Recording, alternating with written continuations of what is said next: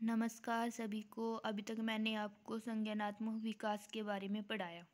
Gene पियाजे का जन्म कहाँ हुआ था, कब हुआ था, उनकी मृत्यु कहाँ हुई थी और वो कहाँ के वैज्ञानिक थे। और उसके अलावा उन्होंने कुछ पॉइंट्स रखे थे अपने, जैसे स्कीमा, संगठन, समायोजन, विकेंद्रीकरण। इन सब के बारे में मैंने आपको डिटेल में बताया। अब आगे हम जीन पियाजे का ही टॉपिक पढ़ेंगे। इसकी 4 अवस्थाएं, जो इसने अपनी 4 अवस्थाएं दी है, अब हम उनके बारे में पढ़ेंगे। बालक के संज्ञानात्मक विकास की 4 अवस्थाएं होती है, ये तो आपको पता ही है और मैंने आपको बता भी दिया। फर्स्ट है संवेदी पेशीय अवस्था, जो कि कब से कब तक होती है, 0 से 2 वर्ष तक, जिसको हम इंग्लिश में सेंसरी मोटर स्टेज भी बोलते हैं। अब इसके नाम से ही पता लग रहा है कि इसमें जो बच्चे की इंद्रिय यानी कि सेंसेस है, वो उनका उपयोग करेगा, सिर्फ सेंसरी मोटर स्टेज। हम पहले इसके बारे में पूरा पढ़ेंगे, उसके बाद मैं आपको एक्सप्लेन करूंगी। इस अवस्था में बालक केवल अपनी संवेदनाओं, शारीरिक क्रियाओं की सहायता से ज्ञान अर्जित करता है। जन्म के समय में केवल सहज क्रिया यानी कि रिफ्लेक्स एक्शन ही होती है। पियाजे ने इन्हें सहज स्कीमा यानी कि इनिएट स्कीमा भी कहा है। इन सहज क्रियाओं और ज्ञानेंद्रियों की सहायता से बच्चा वस्तुओं, ध्वनियों, रसों, गंधों आदि का अनुभव प्राप्त करता है।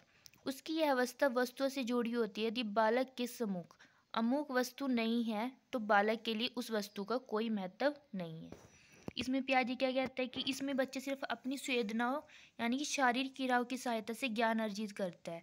कैसे? इसमें बच्चा अपनी सेंसेस के द्वारा पहले वो 1 महीने के अंदर उसको अपनी 1 महीने से भी कम टाइम के अंदर उसे अपनी मम्मी की पहचान हो जाती है कि मेरी मम्मी है। वो उसकी खुशबू से उसको पहचान लेता है अपनी इंद्रियों की सहायता से। और धीरे धीरे वो शारीरिक क्रियाओं की सहायता से ज्ञान अर्जित करता है, जैसे चीज़ को उठाकर फेंकना और भूख लगने पर रोना। ठीक है, और फिर उसे खाना मिल जाता है। जन्म के समय सिर्फ वो कुछ ही क्रियाएं करता है, जिसे हम रिफ्लेक्स एक्शन भी बोलते हैं। ठीक है, जैसे सिर्फ रोना, हाथ पैर हिलाना, हाथ पैर मारना, जिसे पियाजे ने सहज स्कीमा का नाम भी दिया है। और उसने क्या कहा है, सहज क्रिया और ज्ञानेंद्रियों की सहायता से बच्चे वस्तु ध्वनियों यानी कि सहज क्रिया तो आपको पता लग गया, जो मैंने आपको बताया। सिर्फ वो रोता है, चिल्लाता है, हंसता है, या फिर छोटी थोड़ी थोड़ी चिंके मारता है, और कभी कभी ज़्यादा खुश होने पर भी हल्की हल्की आवाज़ें निकालता है। ध्वनियों मैंने आपको बता ही दिया, जैसे उसको किसी ने आवाज़ लगाई तो वो तुरंत उस साइड देखने लग जाता है। लेकिन कुछ टाइम के बाद उसको ये होता है कि इसने अच्छा ये मेरे को मेरे नाम से पुकारा है। कुछ टाइम पहले तो उसको अपना नाम भी नहीं पता होता कि अच्छा ये मेरा नाम है। फिर उसको धीरे धीरे जब हम एक ही साउंड रिपीट करते हैं, उसका नाम लेके उसको बुलाते हैं, तब उसको धीरे धीरे पता लगता है कि अच्छा ये मेरे नाम से बुला रहा है। और फिर जैसे जैसे वो बड़ा होता जाता है, उसको यानी कि वो जैसे 1 या 2 महीने को हो गया तो उसको हम धीरे धीरे बोलते हैं, लो बेटे इसके साथ खेल लो, ये इसको ऐसे बजाना है। तो वो किराए भी करने लगता है साथ साथ। यहाँ से अमूक एक वर्ड आपको शो हो रहा है यहाँ पे, देखो अमूक, इसका मतलब क्या है, सम्मुख और अमूक। सम्मुख का मतलब तो सामने, अमूक वस्तु नहीं है का मतलब कि अगर हमने उसके सामने कोई वस्तु रखी है तब तक तो ठीक है, वो उसको देखेगा, उसके साथ खेलेगा। लेकिन जैसे वो उसकी आंखों के सामने से हमने हटा दी, वो उसे तुरंत भूल जाता है। अगर हम कई बार बच्चों को ये बोलते हैं ना कि इसे बिल्ली लेगी, कुत्ता ले गया, अब ये वो तो उसको लेके चले गया, वो यहाँ पे नहीं है, तो 2 सेकंड के बाद उसको भूल जाता है, फिर दूसरे खेल में लग जाते हैं। यानी कि जब तक कोई चीज़ उसके सामने है सिर्फ वो तब तक उसके लिए ज़रूरी है, लेकिन जब वो उसकी आंखों के सामने से हट जाती है तब वो उसको भूल जाते हैं एक तरीके से। इसलिए इसमें लास्ट लाइन बताई गई है, तो बालक के लिए उस वस्तु का कोई महत्व नहीं होता।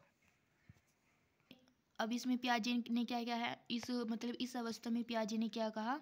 पियाजे के अनुसार इस अवस्था में शिशुओं का बौद्धिक और संज्ञानात्मक विकास निम्नलिखित 6 उप अवस्थाओं से होकर गुजरता है। आपने अभी तक जो इसके फर्स्ट स्टेजेस पढ़ी है, उसमें सिर्फ इतना ही पढ़ा है कि बच्चे अपनी पहचानना शुरू करते हैं, रोना अपने ज्ञानेंद्रियों के द्वारा ज्ञान अर्जित करते हैं। बस हर एक वीडियो में आपने सिर्फ इतना ही पढ़ा होगा। लेकिन इस वीडियो में मैं आपको इस स्टेजेस के आगे भी जो उसने उप अवस्थाओं के बारे में बताया उसके बारे में बताऊंगी। पहली है सहज क्रियाओं की अवस्था, जो आपको रिफ्लेक्स एक्शन वहाँ पे समझ नहीं आया, यहाँ पर आपको वो चीज़ डिटेल में बताई जाएगी। जो जन्म से 30 दिन तक होती है, यानी कि 30 दिन तक वो सहज क्रियाएं करते हैं। जैसे इसको क्या कहते हैं इंग्लिश में, स्टेज ऑफ रिफ्लेक्स एक्शन और एक्टिविटीज़। इसके अंतर्गत बालक छोटी छोटी या सहज क्रियाएं भी कर पाते हैं। इसमें चूसने की क्रिया सबसे प्रबल है, यानी कि वो गुंठा चूसने लगता है, ठीक है, अपनी उंगलियों को मुंह में डाल के रखता है और उसको मतलब वो दूध की जो शीशी दी जाती है उसका जो आगे से निप्पल होता है प्लास्टिक को, उसको मुंह में चूसता रहता है। वो दूध तो इतना पीता नहीं, लेकिन उसको ना चूसने की आदत चीज़ों को ज़्यादा होती है, वो हर चीज़ को मुंह में पाकर चूसने की कोशिश करते हैं। इसलिए इसमें बोला गया कि प्रबल उसकी जो चूसने की क्रिया होती है वो सबसे प्रबल होती है। इसके अलावा वो हाथ पैर मारता है, चीज़ों को उठाकर फेंकने की कोशिश करता है, छोटी छोटी हरकतें करते हैं, जिसको हम क्या कहते हैं, सहज क्रियाएं या छोटी छोटी क्रियाएं। सेकेंड है प्रमुख वृत्तीय अनुक्रिया की अवस्था, जो 1 माह से कब तक होती है, 4 माह तक, जिसको हम इंग्लिश में बोलते हैं stage of primary circle reactions. इसमें क्या होता है, इस अवधि के बच्चों की सहज क्रियाएं कुछ सीमा तक उनकी अनुभूतियों द्वारा परिवर्तित होती है या दोहराई जाती है और एक दूसरे के साथ समन्वित या कोऑर्डिनेट होती है। अब यहाँ पे जो समन्वित शब्द है ये हमें हिंदी में टफ लगता है, लेकिन इंग्लिश में हम इसका इजली बहुत ही आसानी से मतलब समझ आ जाता है, जिसका कोऑर्डिनेट भी बोलते हैं इंग्लिश में। ये बच्चों के शरीर की प्रमुख अनुक्रियाएं होती है, इसलिए इन्हें प्रमुख कहा जाता है। ये बार बार दोहराई जाती है, इसलिए इन्हें वृत्तीय सर्क्यूलर कहा जाता है। इस अवस्था के बच्चे अपने अनुभवों की अभिव्यक्ति बिना किसी भय के करते हैं, यानी कि अब जो काम उन्हें सिखाई जा रहा है कि आपको ऐसे बोलना है, ऐसे खेलना है, इसके साथ ऐसे चलना है, वो थोड़े थोड़े ना घुटनों के सहारे चलना लगता है और चीज यहाँ वहाँ पहुँच जाता है। मतलब वो चीज़ें वो बार बार रिपीट करता रहता है, जो चीज़ उसे अच्छी लगती है, किसी चीज़ के पीछे छुपना, वहाँ पर बैठ कर खेलना और मतलब घुटनों से चलकर कहीं पर भी पहुँच जाना, ठीक है, किस मिट्टी को खाना, वो चीज़ों को बार बार दोहराता रहता है, इसलिए हम इसे वृत्तीय यानी कि सर्कुलर भी कहा जाता है। अब आपको ये वर्ड कहीं भी शायद ना किसी ने बताया हो कि इस अवस्था में वृत्तीय समन्वित यानी कि कोऑर्डिनेट और प्रमुख अनुक्रिया होती है। कौन सी अवस्था में, अगर आपके पास ऑप्शन में प्रमुख वृत्तीय अनुक्रिया की अवस्था नहीं आ रहा है तो इसमें आपको या तो ऑप्शन में आएगा कि ये वाली अनुक्रिया जैसे वृत्तीय क्रियाएं जिन्हें हम वृत्तीय भी कहा जाता है, वो क्रियाएं कौन सी अवस्था में होती है, ये तो आपको ये आएगा, तो आप लिखोगे सेंसरी मोटर। या फिर आपको ये आएगा कब होती है, तो ऑप्शन में आएगा जैसे 4 से 6 माह तक, 1 से 4 माह तक, तो ये कब होती है, देखो यहाँ पे दोबारा 1 माह से 4 माह तक, आपको इस तरह ऑप्शन में आएगा। थर्ड आपकी गौण वृत्तीय अनुक्रिया की अवस्था, जो 4 से 6 मास तक चलती है, यानी कि 4 से 6 महीने तक। इस अवस्था में बच्चे वस्तुओं को स्पर्श करने तथा उन्हें इधर उधर करने की अनुक्रियाएं करते हैं। जैसे यदि हम बच्चे के सामने चादर पर खिलौना पड़ा है तो वह खिलौना पाने के लिए चादर को खींचकर अपनी तरफ करते हैं और फिर खिलौना लेते हैं। अब इसमें बच्चे क्या कर रहे हैं, इसमें बच्चे उठकर खुद उस खिलौने के पास नहीं जा रहा, बल्कि वो सोचे कि ये मेरे पास आ जाए कैसे भी, इसलिए वो जो चादर है मतलब बेडशीट होती है उसी को खींच लेगा कि अब मुझे जैसे मर्जी से लेना है, लेकिन वो इतना कष्ट नहीं करेगा कि उठ के दोबारा उसके पास जाए। अगर उसका मन होगा तो वो जाएगा, ठीक है, चीज़ों को इधर उधर कर देता है, यानी कि अपनी खिलौने यहाँ से वहाँ उठा के, तो मतलब ऐसे तो नहीं बोलेंगे जैसे, क्योंकि हमने एग्जाम्पल दिया ही है कि वो चाहता है कि खिलौने उसके पास आए, ठीक है, उसको कहीं से भी खिलौना मिल जाए, कैसे भी मिल जाए, और फिर जब वो मिल जाता है खेल के वो बोर हो जाता है तो उनको इधर उधर फेंकना शुरू कर देता है और वो हर चीज़ को छूना चाहता है।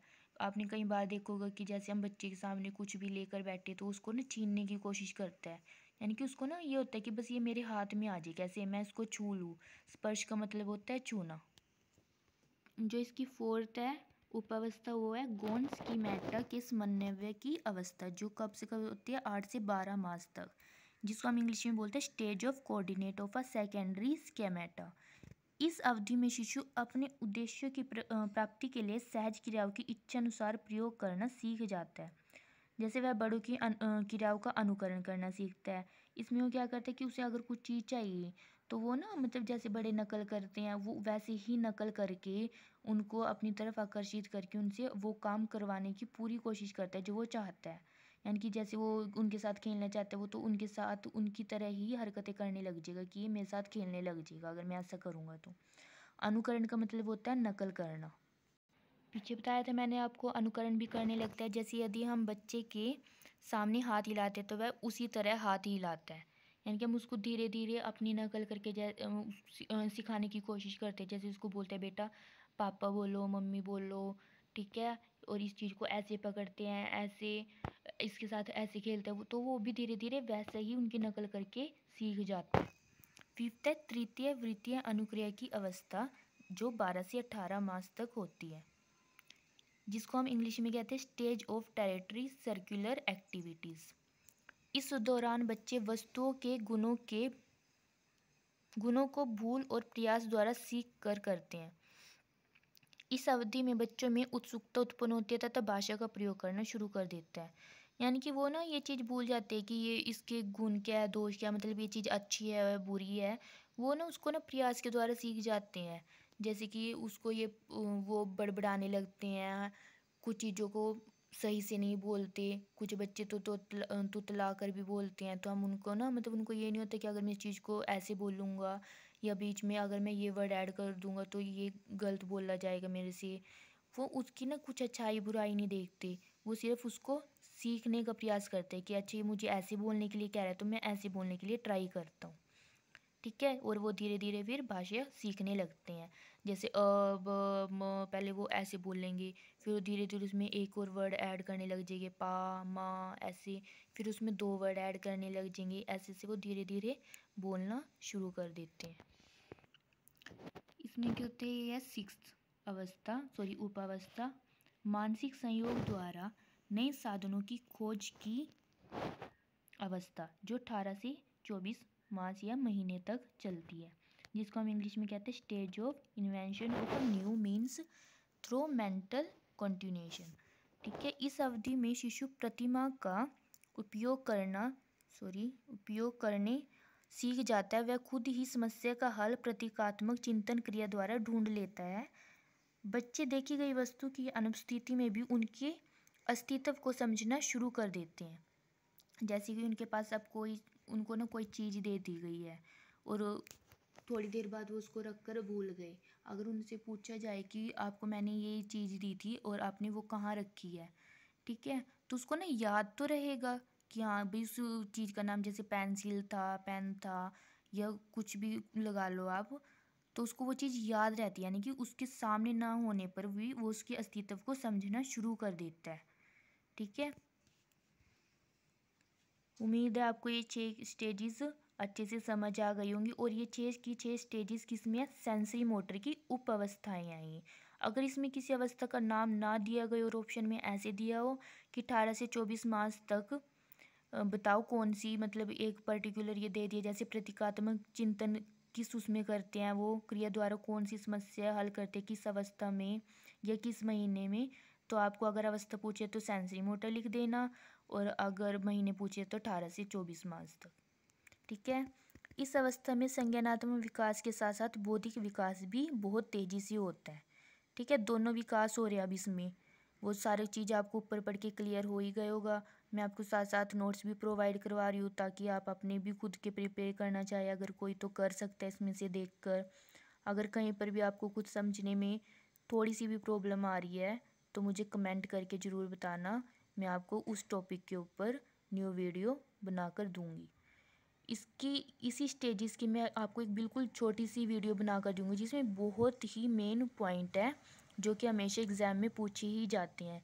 इससे नेक्स्ट वीडियो में आपको वो बहुत 3 से 4 मिनट की वीडियो होगी, उसको आप बड़े ध्यान से देखना। ये जितना मैंने आपको अभी पढ़ाया है इसका एक पूरा किस अवस्था को ये अवस्था कहते हैं, इसमें सेंसरी मोटर को और कौन कौन सी अवस्थाएँ कहते हैं, और इसमें क्या क्या बच्चे कितने महीने तक, मैं आपको एक छोटी सी डिटेल में वीडियो बना रही हूँ आपके लिए। प्लीज़ उसे भी ज़रूर देखना। Thank you.